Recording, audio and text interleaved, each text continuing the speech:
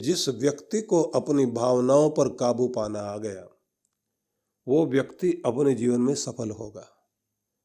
भावुकता पर काबू पाना, इसे सीखने के लिए कहा जाता है कि हर आदमी को आत्मचिंतन, अकेले बैठकर अपने बारे में विचार करना, अपने व्यक्तित्व के बारे में विचार करना, अपने अंदर सुधार लाने की कोशिश करना, अपने अच्छी आदतों की प्रैक्टिस करना।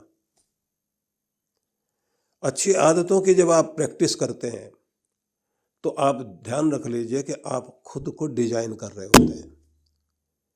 विचार कीजिए कि हम लोग अपने ड्राइंग रूम को सजाते हैं, अपने कपड़ों को सजाते हैं, अपने गहनों को सजाते हैं, लेकिन अपनी जिंदगी सजाना भूल जाते हैं।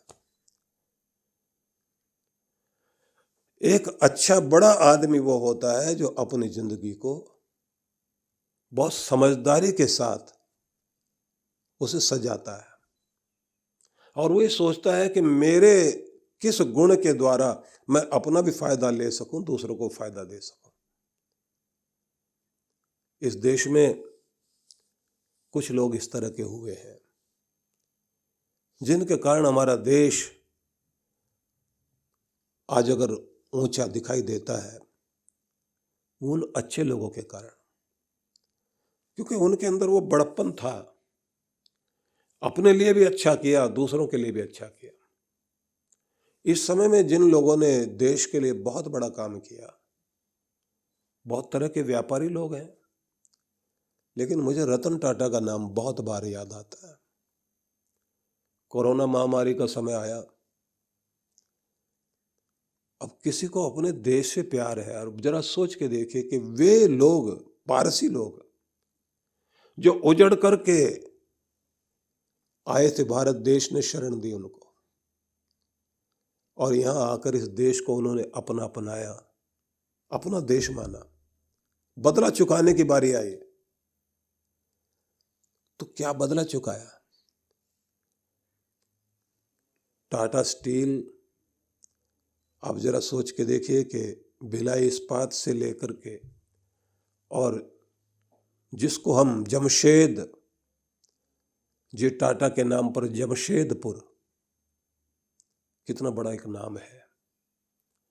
एक व्यक्ति ने, जमशेद जी टाटा ने, इस देश को एक ताकत दी आकर। वे इंग्लैंड में गए तो भारत देश गुलाम था। एक होटल में ठहरने के लिए गए तो वहां से उनको मना कर दिया गया कि गुलाम देश का काला आदमी यहां नहीं ठहर सकता। बाहर निकले, उन्होंने कहा तुमसे बढ़िया होटल अपने देश में बनाऊंगा, और बनाया। ताज होटल से लेकर के ताज पैलेस, और आप जरा मुंबई का वो ताज होटल, जिसका वर्ल्ड में अपना नाम है। जब कोरोना महामारी आई, रतन टाटा ने 1600 करोड़ रुपए महामारी से निपटने के लिए योगदान दिया। क्या पता लगता है कि कुछ लोग हैं इस धरती पर जिनके अंदर का प्यार इस धरती को सुंदर बनाने के लिए इस तरह के, जैसे कोई अपनों के लिए कुछ करता है, अपने बच्चे के लिए करता है, अपने भाई के लिए करता है, अपनी बेटी के लिए करता है, अपनी पत्नी के लिए करता है, ऐसे कोई अपने देश के लिए करे। अगर भावुकता का प्रयोग करना है तो उसका प्रयोग कीजिए उस जगह कि जहां हमारी भावुकता धर्म बनती है, दया बनती है, करुणा बनती है, सहयोग बनती है, सद्भावना बनती है, जहां हमारी भावना दूसरों को ऊपर उठाने के लिए काम आती है। इसलिए मैं निवेदन करना चाहता हूं कि हमें आवश्यकता है इस बात की कि हम अपने उन धर्म ग्रंथों को पढ़ें जहां पर हमें ये शिक्षा दी गई है कि अपने कर्तव्य कर्म को समझो और हर दिन अपने जीवन को डिजाइन करो, अपने जीवन का निर्माण करो। जीवन का निर्माण किस रूप में? कि तुम उन अच्छी अच्छी चीजों को जीवन में धारण करते चले जाओ जिनके कारण कोई जीवन कीमती बनता है। भर्तृहरि ने लिखा था कि कुछ लोग हैं आभूषणों से अपने आप को सजाते हैं, केयुरान विभूषयन्ति पुरुषम हारान चंद्रोज्ज्वला, कि कोई सुंदर आभूषण पहनकर अपने आप को सजाए, कोई चंद्रमा की तरह चमकने वाले हीरों के हार पहन करके अपने आप को सजाए, लेकिन कहते हैं कि किसी व्यक्ति के गुण और उसका व्यवहार, वाण्ये का समलं करोति पुरुषम या संस्कृता धार्यते, व्यक्ति की जो वाणी है और उसका जो व्यक्तित्व है, उसके जो सद्गुण है, वही उसके लिए सबसे बड़ा आभूषण है, वही हमेशा याद रखा जाता है।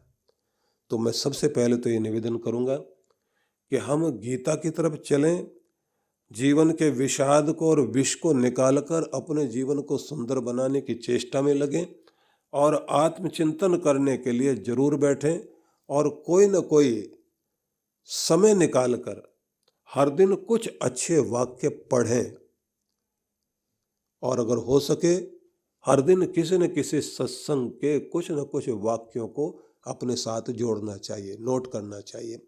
उसके बाद अगला प्रयोग आता है कि उन अच्छे गुणों के द्वारा हम अपनी जिंदगी को कैसे सजा सकते हैं, उनसे हम अपने आप को कैसे सुंदर बना सकते हैं।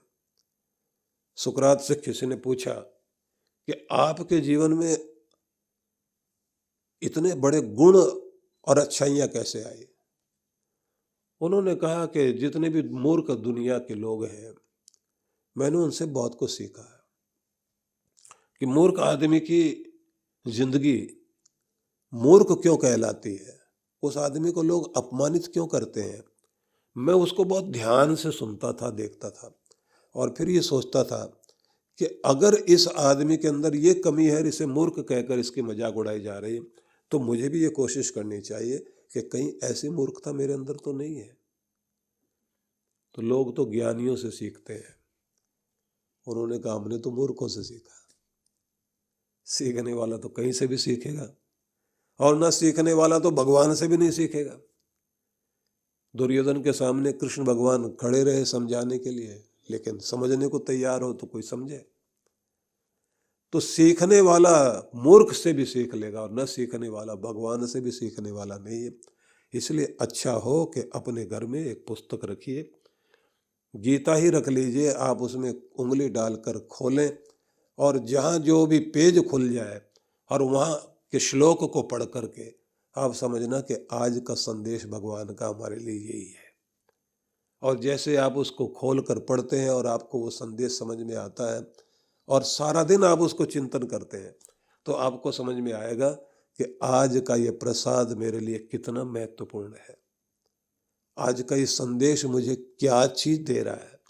और इस तरह से गीता के 365 संदेश अगर आपको पूरे साल में मिल जाते हैं तो आप समझिए आपकी जिंदगी कितनी अच्छी और सुगंधित हो सकती है।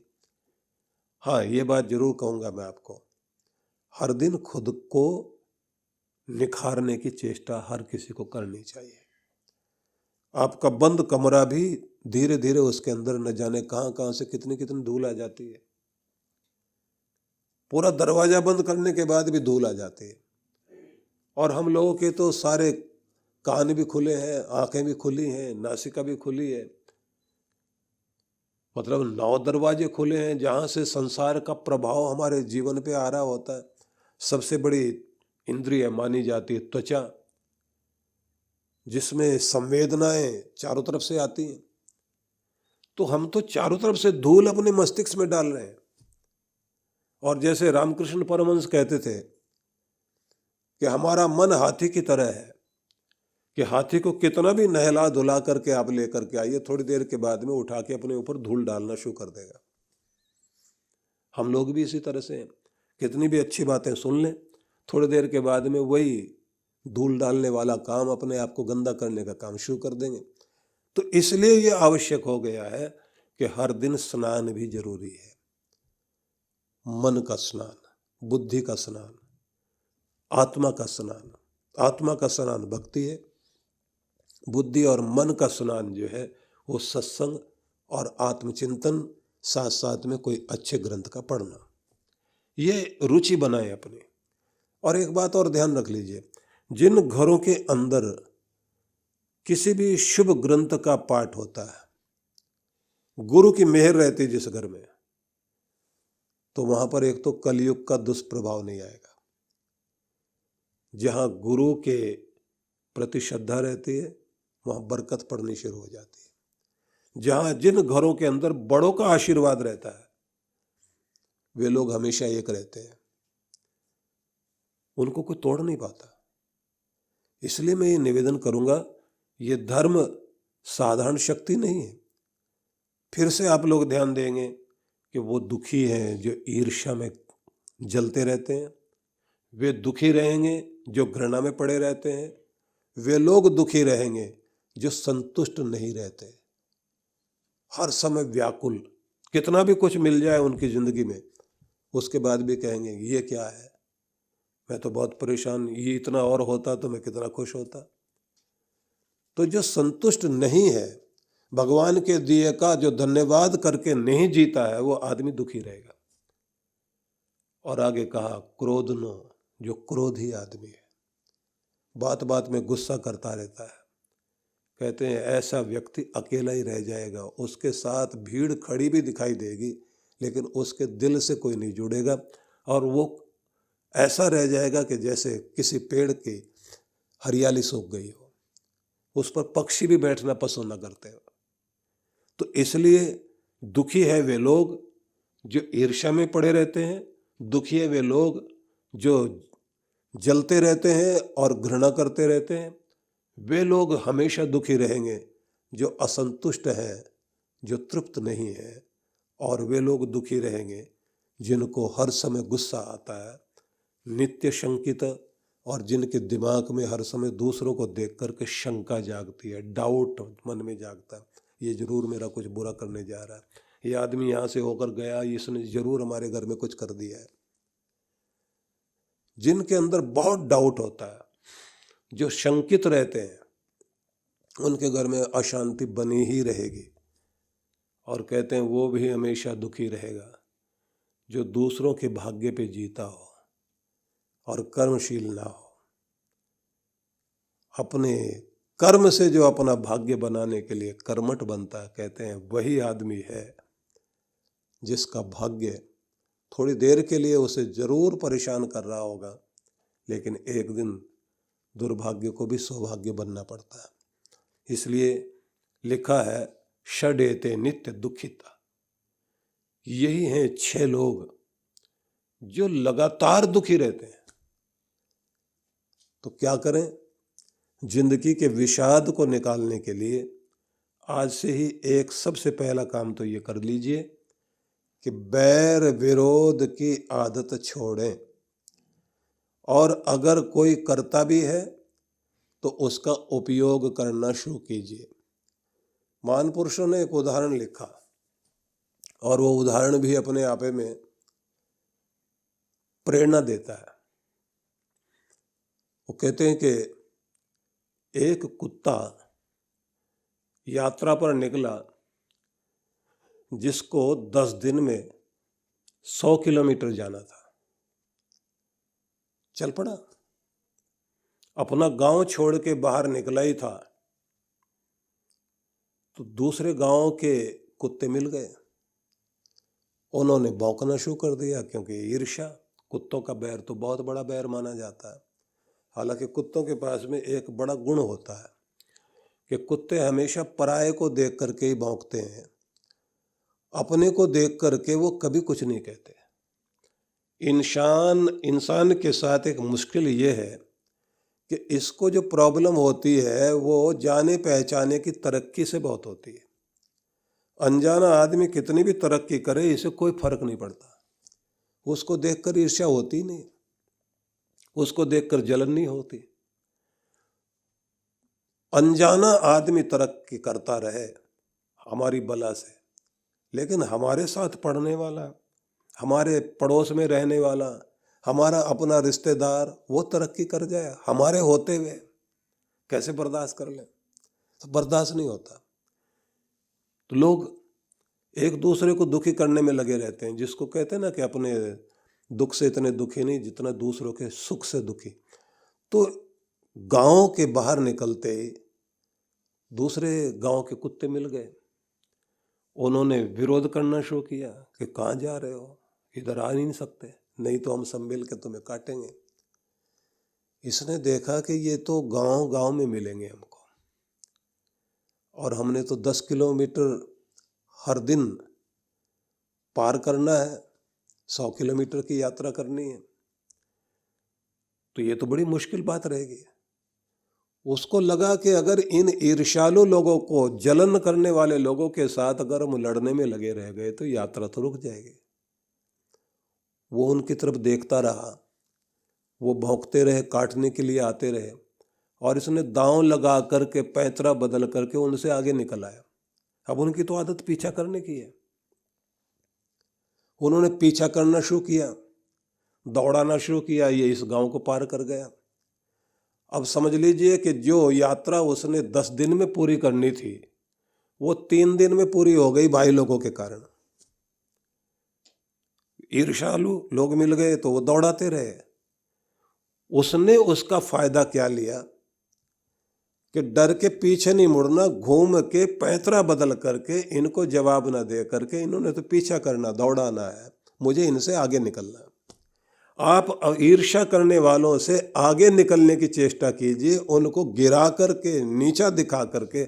अगर आप ये सोचेंगे कि आप जीत जाएंगे तो वैसे नहीं जीत सकते। यहाँ तो हनुमान जी की तरह से सूरसा के मुख से ही निकलना पड़ेगा, नहीं तो अगर वो आकार बढ़ाएंगे और हनुमान जी भी अपना आकार बढ़ाएंगे तो इस कंपटीशन में ज़िंदगी भर लगे रहिए। ईर्ष्या के कंपटीशन में कितने सारे लोग लगे हुए हैं। मेरा मकान सुंदर है लेकिन मेरे से बढ़िया मकान बराबर वाले ने बना लिया, अब मैं भी उससे बढ़िया बना के दिखाऊंगा।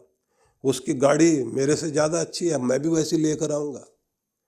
उसने अपने यहाँ शादी में इतना खर्च किया, मैं उससे भी ज़्यादा खर्च करके रहूँगा।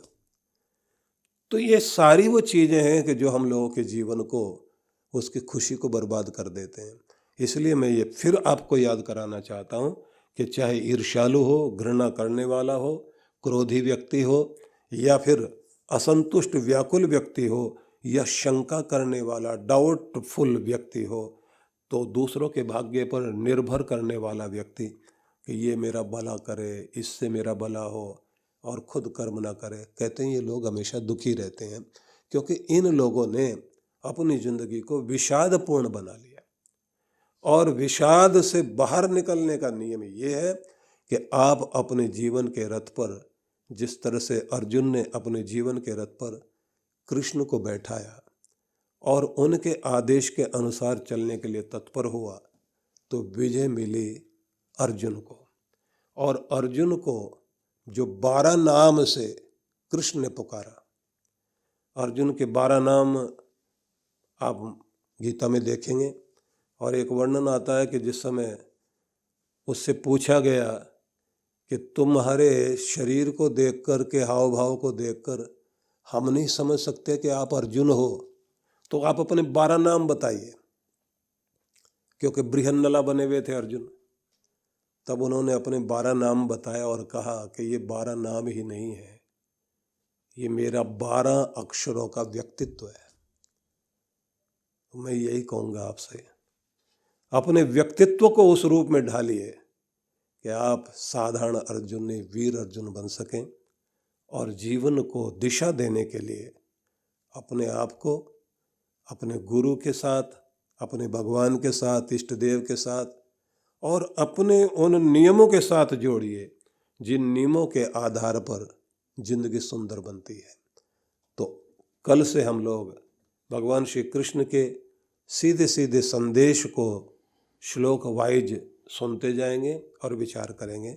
आप सबके लिए बहुत बहुत शुभकामनाएं। देखिए विश्व विख्यात संत परम पूज्य श्री सुधांशु जी महाराज के पावन सानिध्य में भक्ति सत्संग कार्यक्रम रूपरेखा, शुक्रवार दिनांक 23 सितंबर 2022, समय सायं 5 से 7 बजे तक। भक्ति सत्संग कथा स्थल Takshashila auditorium, Maheshwari public school, sector 4, bus stand के पास, जवाहर नगर, जयपुर। आयोजक विश्व जागृति मिशन, जयपुर मंडल। संपर्क सूत्र भारतीय संस्कृति यज्ञ की संस्कृति है और इस संस्कृति में सब कुछ प्राप्त करने के लिए यज्ञ करने का विधान माना गया है। आनंद धाम आश्रम में प्रत्येक वर्ष की तरह इस बार भी श्री गणेश लक्ष्मी यज्ञ का आयोजन है, जिसका अर्थ हुआ कि शक्ति भी, सुमति भी और समृद्धि भी, तीनों शक्तियों को, तीनों कृपाओं को, तीनों प्रकार के आशीर्वादों को प्राप्त करने का एक सुंदर अवसर हमें आज के इस माहौल में, इस दौर में बहुत आवश्यकता है। मनोबल भी बढ़े, धन बल बढ़े, जन बल बढ़े, संगठन बल भी बढ़े, बुद्धि बल भी बढ़े, ये सारी शक्तियाँ हमारे पास हो और हम अपनी आंतरिक शक्ति से भी युक्त हों कि जिससे परिस्थितियों को पार भी कर सकें और अपने सौभाग्य को अपनी ओर खींच भी सकें। जीवन में सुख, समृद्धि, धन, धान्य, इस सब की भी अभिवृद्धि हो, लेकिन साथ साथ में वह सुमति बनी रहे जिसके द्वारा हम इस सब का लाभ ले सकें। तो इसके लिए आवश्यक है कि जब कोई और विधि काम न आए, न जप काम आए, न हमारी प्रार्थना काम आए, न कोई अनुष्ठान काम आए, तब आखिर में माना जाता है कि यज्ञ किया जाना चाहिए।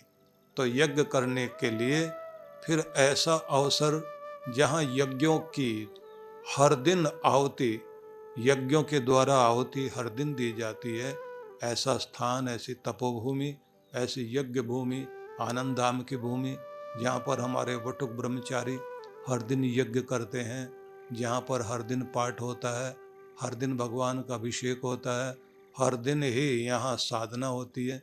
ऐसी गुरु भूमि में प्रत्येक वर्ष यज्ञ होता है और उस यज्ञ में भी जब गणपति भगवान का भी यज्ञ हो रहा है, लक्ष्मी माता का भी यज्ञ हो रहा है, तो ऐसे में हमें एक अवसर और मिलेगा कि हम अपने श्री यंत्र की प्राण प्रतिष्ठा भी करा सकेंगे और जो हमारे पहले से ही हमारे पास श्री यंत्र हैं उनको और जागृत करते हुए संकल्पित यजमान भी बनकर अपनी आहुति दे सकते हैं। एक सुंदर महान अवसर है जिसका लाभ हमें लेना ही चाहिए और ये भी हम मानकर चलें कि इस यज्ञ के द्वारा ही, अग्नि पूजा के द्वारा ही हम अपने समस्त देवताओं को प्रसन्न कर सकते हैं, क्योंकि कहा गया है स्वर्ग कामो यजेत, स्वर्ग के कामना वाले व्यक्ति को यजन करना चाहिए।